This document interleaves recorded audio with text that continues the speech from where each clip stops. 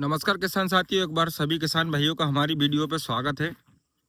और किसान भाइयों, मैं आज मूंग के खेत से लाइव आया हुआ हूं और मेरे पीछे आप देख सकते हैं मूंग की जो बोनी है वो हुई है और पानी के बाद इस प्रकार की स्थिति है। और एक जो समस्या आ रही है साथियों, सभी किसान भाइयों को एक बहुत बड़ी समस्या है कि जब हम मूंग बोते हैं, सूखे में मूंग बोकर पानी देते हैं, पानी देने के बाद मूंग तो उगती है लेकिन मूंग के साथ बहुत सारे खरपतवार उगते हैं। और एक खरपतवार जिसकी मैं आज हमारी वीडियो में बात करने वाला हूँ, वो बड़ा ही जिद्दी खरपतवार है जो कि हमारी सभी फसलों में, अगर आप इस पे धान लगवाते हैं या धान की बोनी करते हैं, गेहूं की बोनी करते हैं, किसी भी फसल की आप या मूंग की आप गर्मी में ग्रीष्मकालीन मूंग की बोनी इस पर करते हैं, तो ये जो है जो जिद्दी खरपतवार, ये बहुत ज़्यादा किसानों की समस्या बना हुआ है। तो किसान साथियों, इस खरपतवार के लिए जैसे हमने बेलर 32 का भी इस्तेमाल किया हुआ है, उसके बाद भी जो है ये खरपतवार हमें परेशान कर रहा है। और इसमें हम किस प्रकार से इससे निपट सकते हैं और क्या है इसका इलाज, कौन सा हम इसमें नींदानाशक खरपतवार नाशक डालें जिससे कि हमें इससे छुटकारा मिल सके साथियों। तो आप जिस प्रकार देख सकते हैं, ये जो आप देख रहे हैं इसको किस जगह दिखाता हूँ, दोंगला, दोंगली या गोंदरा बोला जाता है। और इसकी जो स्थिति है खेत पर, आप देख सकते हैं पूरे खेत पर छाया हुआ है।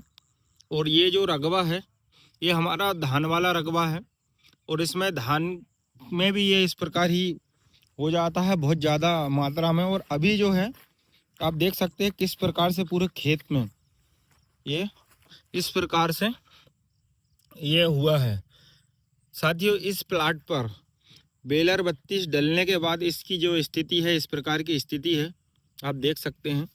ये इसकी जो, अगर हम इसको तोड़ेंगे तो ये चर चर करके ये इस प्रकार की जड़ें निकल रही हैं साथियों। इसके अंदर होती है गठाने, ये इस प्रकार की इसमें जड़ें होती हैं, गठाने होती हैं। और एक जगह से 10 से 15 जो है ये दोंगली निकलती है, इस प्रकार की हो जाती है। तो साथियों, अगर इस प्रकार का आपके खेत पर भी जो है दोंगली या गोंदरा जिसको हम बोलते हैं, इस प्रकार का जो खरपतवार हो रहा है, और साथियों ये जो खरपतवार है ये जिस भी जगह पर, जिस भी खेत पर रहता है, उसमें किसी भी प्रकार की फसल में हमें अच्छे से उत्पादन नहीं मिल पाता है। हमारी जो फसल है बढ़िया तरीके से ग्रोथ नहीं कर पाती है। और ये ग्रोथ नहीं करने के कारण जो है हमारी जो एवरेज है वो बहुत ज़्यादा कम लगती है और हमें बहुत ज़्यादा नुकसान हो जाता है। तो साथियों, इसके लिए मैं आपको आज 3 प्रकार का जो है खरपतवार नाशक बताने वाला हूँ। तो आप हमारी वीडियो के अंत तक बने रहें। या फिर इसका एक हम अपने स्तर पर, मैंने इसका एक देसी इलाज भी देखा हुआ है, करके प्रैक्टिकल देखा है।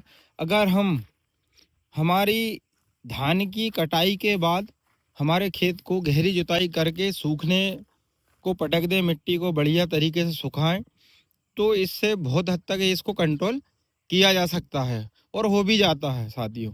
क्योंकि इसमें आप देख सकते हो कि इस जगह ये सामने ज़्यादा दिख रहा है, फिर थोड़े आगे वो देखो कुछ भी नहीं है वहाँ पे, फिर थोड़े उसके आगे है, उसके आगे वाले प्लाट में साफ, एकदम साफ माहौल है। तो ये उसी जगह होता है ज़्यादा जहाँ पर ज़्यादा पानी भरा होता है या नमी होती है, उस जगह ज़्यादा होता है। अगर हम हमारी बखरनी करके धान कटाई के बाद इसमें हम अगर बखरनी करते हैं, गहरी बखरनी कर कर इस पर रोटावेटर मार के ज़मीन को समतल करते हैं, तो ये बहुत हद तक कंट्रोल हो जाता है। ये एक अलग प्रकार से उगता है। जैसे कि यहाँ पर खेत आप देख सकते हैं एकदम साफ है, तो थोड़े से आगे आप देखेंगे तो एकदम से इसकी जो जड़ें, जो जड़ी है वो पड़ी रहती है, उससे एक में से 10 से 12 15 जितना चाहो उतने निकल जाते हैं। तो एकदम से ही रहता है। ये एक ऐसा खरपतवार है, इसको कुछ जगह दोंगली या गोंदरा बोला जाता है। साथ ही इसका एक उपचार है कि हम इसमें सिम्प्रा का स्प्रे कर सकते हैं। सिम्प्रा से भी ये बहुत हद तक कंट्रोल हो जाता है।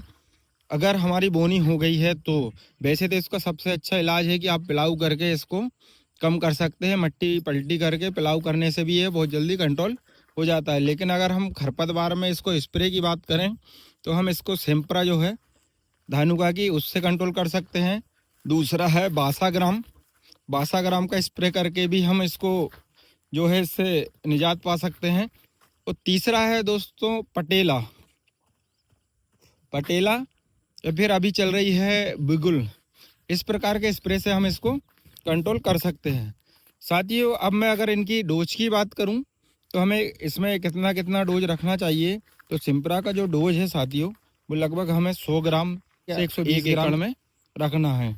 ऐसा ही 62 ग्राम का है, लगभग वो 800 से 800 ग्राम के आसपास का जो पैक आता है वो 1 एकड़ के लिए आता है। अगर हम इसकी कीमत की बात करें तो 62 ग्राम लगभग 800 से 900 रुपये का आता है, 800-900 ग्राम ही आता है। और अगर हम सिम्प्रा की बात करें तो ये 11, 11.5 से 12.5 के बीच में मिलता है मार्केट में, और 120 ग्राम का पैकेट आता है। तो साथियों अगर इसमें हम पहले पानी करने के बाद, मतलब जब आप स्प्रे करें तो बढ़िया प्रकार की इसमें नमी रहे उस समय ही आप स्प्रे करें, जिससे कि आपको इसका। दोस्तों जो हमारा तीसरा स्प्रे है वो पटेला का, जो कि सॉइल कंपनी का आता है।